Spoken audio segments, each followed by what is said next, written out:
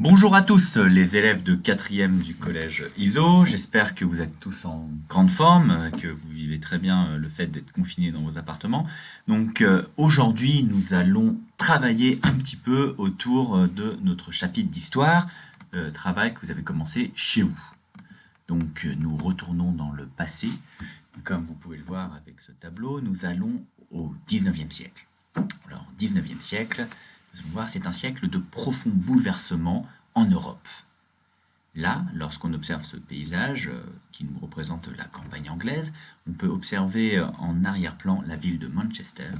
Et là, un élément tout de suite attire l'œil, les cheminées fumantes.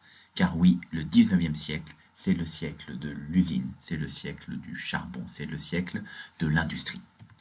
Donc nous allons faire un nouveau chapitre où on va voir que c'est au 19e siècle, donc entre les années 1801 et 1901, nous allons voir que c'est à cette période que l'usine et l'industrie va bouleverser l'Europe.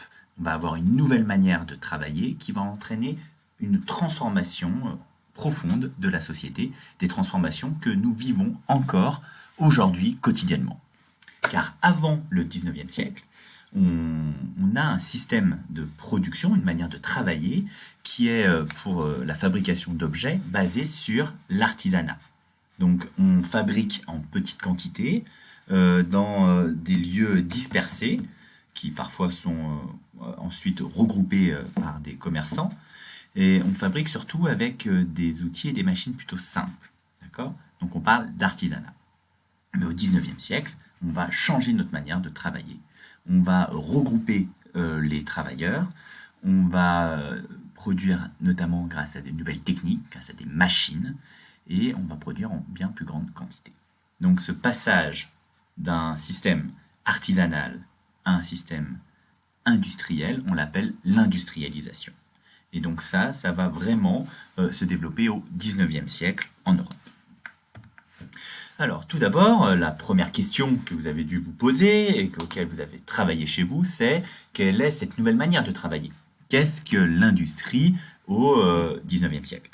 Alors pour ça, vous avez regardé un petit extrait du film Germinal de Claude Berry. Donc c'est un film qui reprend un roman du même nom, Germinal, très célèbre, écrit par Émile Zola. Alors Émile Zola, nous, on va l'utiliser tout au long de ce chapitre parce que c'est un écrivain qui a vécu dans la seconde moitié du 19e siècle et qui a écrit beaucoup de livres qui parlent justement de la société de son époque. Donc il a été mis en film, à plein de reprises, et il va nous servir donc de source pour voir un petit peu, dans un premier temps, comment les gens travaillaient. Alors dans le roman Germinal, on s'intéresse à des travailleurs, en particulier, c'était votre première question, à des travailleurs qui travaillent dans, pas une usine, mais dans une mine, qu'on appelle aussi dans l'extrait une fosse. Alors dans l'histoire, c'est une fosse qui est située au nord de la France, hein, c'est un lieu fictif, mais qui s'inspire vraiment de la réalité des mines de l'époque. Donc parce que l'industrie, c'est des usines, mais c'est aussi des mines. Alors, qu'est-ce qui était produit dans cette mine? On le voit à plusieurs reprises dans l'extrait, c'est une mine de charbon. Car le charbon, ça va être un des éléments, une des matières premières très très importantes pour l'industrialisation et pour l'industrie du 19e. Alors, je vous posais la question des outils. Et c'est vrai que dans cette mine, on voit un grand nombre de travailleurs et qui travaillent avant tout avec leur énergie musculaire. On voit des pioches, des chariots. Mais ce qui est intéressant, c'est qu'on peut observer aussi, ça c'était moins visible dans votre extrait, dans la mine, on va observer l'utilisation de monte-charge et l'utilisation de machines de plus en plus modernes. Donc parce qu'au 19e siècle, ce n'est pas uniquement la force musculaire qui va être utilisée pour travailler, mais on va utiliser aussi l'énergie de la vapeur grâce à la machine à vapeur, notamment développée par un Anglais qui s'appelait Watt. Donc le principe, c'est qu'on va utiliser un combustible, souvent le charbon, qu'on va brûler, qui va faire chauffer de l'eau, et cette vapeur d'eau donc, va nous permettre d'actionner des pistons et de faire tourner des roues, d'avoir de l'énergie. Donc cette énergie, dans le cas de notre mine, est très importante. Elle va nous permettre de pomper l'eau, mais surtout d'utiliser des monte-charges pour descendre en profondeur du matériel, des hommes, et remonter ensuite le charbon. Donc les sources d'énergie utilisées ne sont plus uniquement l'énergie musculaire. Au 19e siècle, on va utiliser l'énergie fossile, tout d'abord le charbon. Un peu plus tard, on utilisera aussi le pétrole et on développera l'électricité. Mais le 19e, c'est vraiment le siècle du charbon. Donc dans notre extrait, on pouvait bien voir qu'on était sur un site industriel parce qu'il y avait plusieurs caractéristiques. Il y a tout d'abord un grand nombre de personnes concentrées au même endroit. On voit de nombreux mineurs, hein, c'est une véritable ville, des centaines, voire des milliers de personnes. Et en plus, on utilise des machines. Donc on est bien face à de l'industrie. Donc l'industrie, là, on est dans le domaine de l'exploitation du charbon industriel, mais ça va se développer aussi dans d'autres domaines. Les premiers domaines à se lancer dans l'industrie, c'est tout d'abord les machines, le domaine de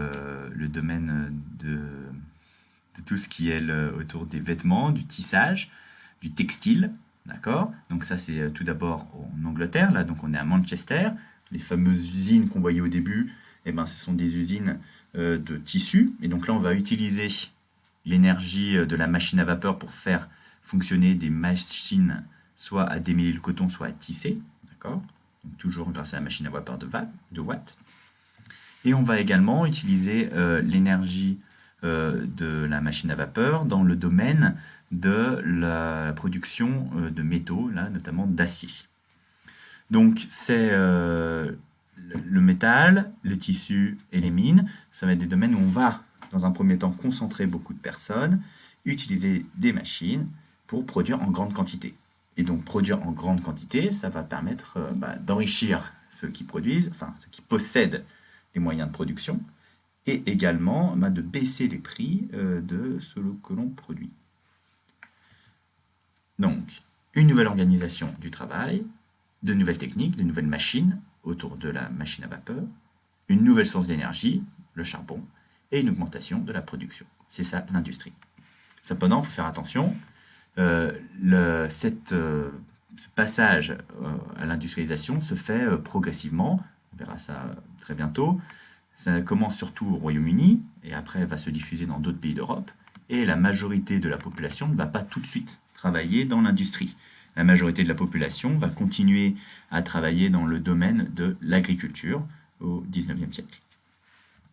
Alors je vous remercie et j'espère que cette vidéo vous a permis de corriger les questions du premier TD. Là, on va très bientôt vous envoyer un autre travail où on va voir également qu'avec l'industrialisation, il va y avoir une nouvelle manière de se déplacer, de nouveaux moyens de transport qui vont avoir beaucoup d'importance. Je vous souhaite une bonne journée. Au revoir.